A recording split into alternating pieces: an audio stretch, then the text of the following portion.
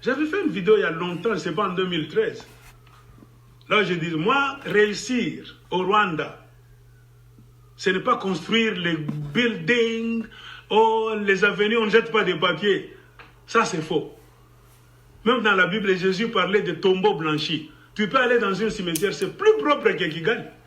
Aux États-Unis, il y a des cimetières plus propres que Kigali, mais en bas, là, en dessous de ces tombeaux-là, c'est ça la question. Qu'est-ce qui est caché en dessous de Kigali? C'est ça la question que moi je me pose à Kagame. Tes rues sont propres, tes avenues, tes boulevards, tu as construit. Où est-ce que tu as trouvé cet argent? C'est l'argent du sang. Il y a le sang du peuple congolais qui est en train de crier dans les maisons des Rwandais, dans la nourriture qu'ils mangent, dans l'eau qu'ils boivent. Il faut leur dire ça. Dans les avenues qu'ils ont construites, avec l'argent du sang des Congolais, en tuant des millions de Congolais, tout. Ce n'est pas un pays à envier.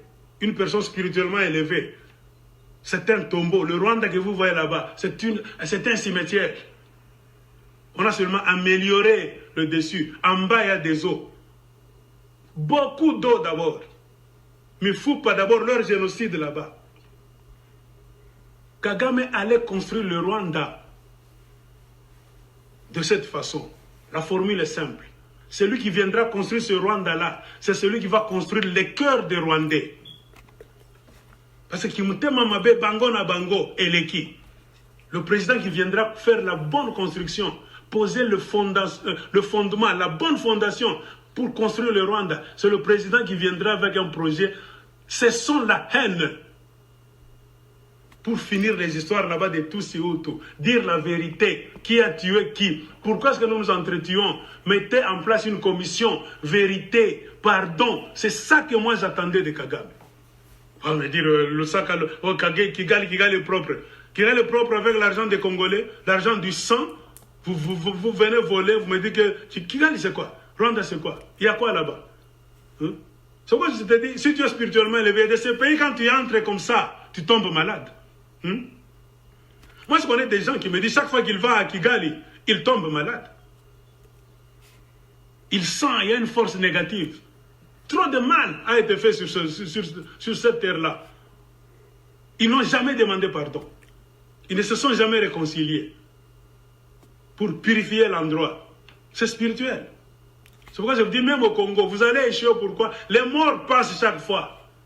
Ils ont besoin de repos. Il y a beaucoup de choses, on peut vous ouvrir les yeux pour vous dire, faites d'abord ça. Vous verrez que même le président, tu vas t'asseoir seulement dans la chaise comme ça, tout s'arrange. Tu n'auras même pas le temps de voyager pour chercher des sponsors, des partenaires. Ils viendront de même. Comme Dieu dit dans la Bible, je te donnerai du repos. Ça peut se faire au Congo, mais c'est la méthode. Vous utilisez une mauvaise méthode des escrocs. Shortcut. Chez Dieu, il n'y a pas de raccourci. Félix a voulu utiliser un raccourci. Tu vois là où ça l'a amené, sens unique. Aller simple, sans retour. Il veut maintenant rentrer pour nous faire croire qu'il est honnête. Tu ne retournes pas. Dans ces histoires là-bas, c'est one way. Continue à partir. C'est ça le problème du Rwanda.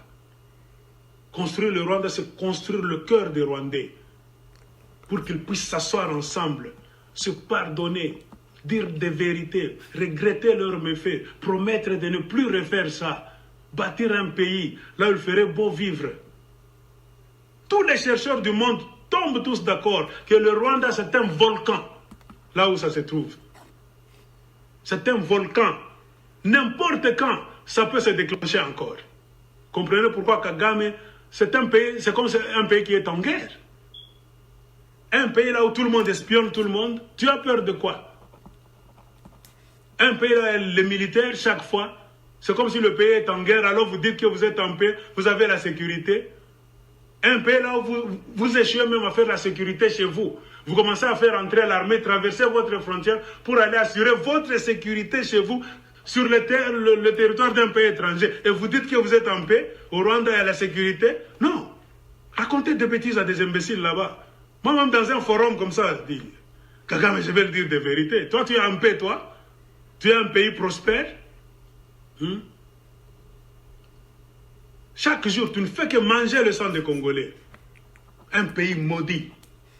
Tout ce que vous buvez au Rwanda, tout ce que vous mangez, tout ce que vous construisez, c'est avec les pleurs, la sueur et le sang des Congolais.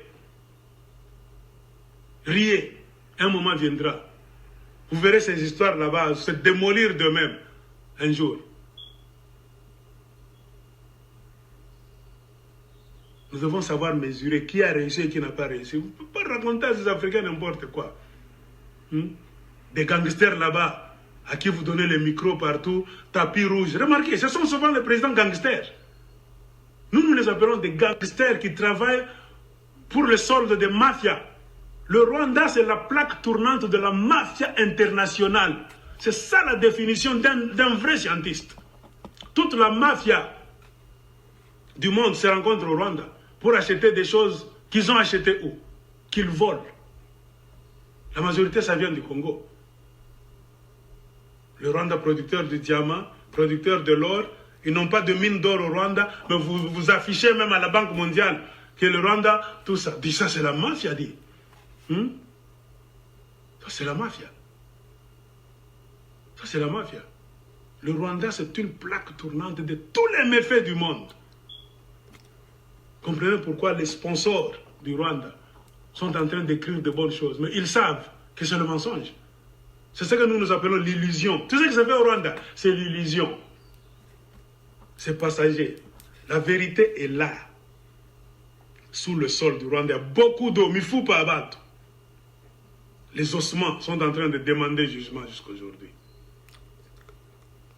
En bas, il y a du feu. Beaucoup de gens sont là. Ils vivent avec l'épée de Damoclès sur la tête. La population du Rwanda, c'est au moins 12 millions aujourd'hui. Il y a au moins 2 millions de Tutsis et 10 millions de Hutus qu'on est en train de gérer avec l'arme à la tête. C'est 10 millions de Hutus là. Et vous dites que il a amené la paix au Rwanda. Non. Le Rwanda, c'est une grande prison à ciel ouvert. Si tu entres au Rwanda comme ça, il faut contrôler tes paroles. Tout le monde espionne tout le monde. Il y a des policiers même en civil partout dans les ruelles. On te tue pour un petit rien. Nous avons des rapports ici. Les mêmes blancs qui les encouragent, ce sont les mêmes blancs qui écrivent des rapports pour donner au monde. Alors qu'est-ce que vous êtes en train de faire quoi? Moi, le Rwanda ne peut jamais m'épater. Qu'ils construisent ce qu'ils veulent. C'est maudit. Tour de Babel. Tour de Babel.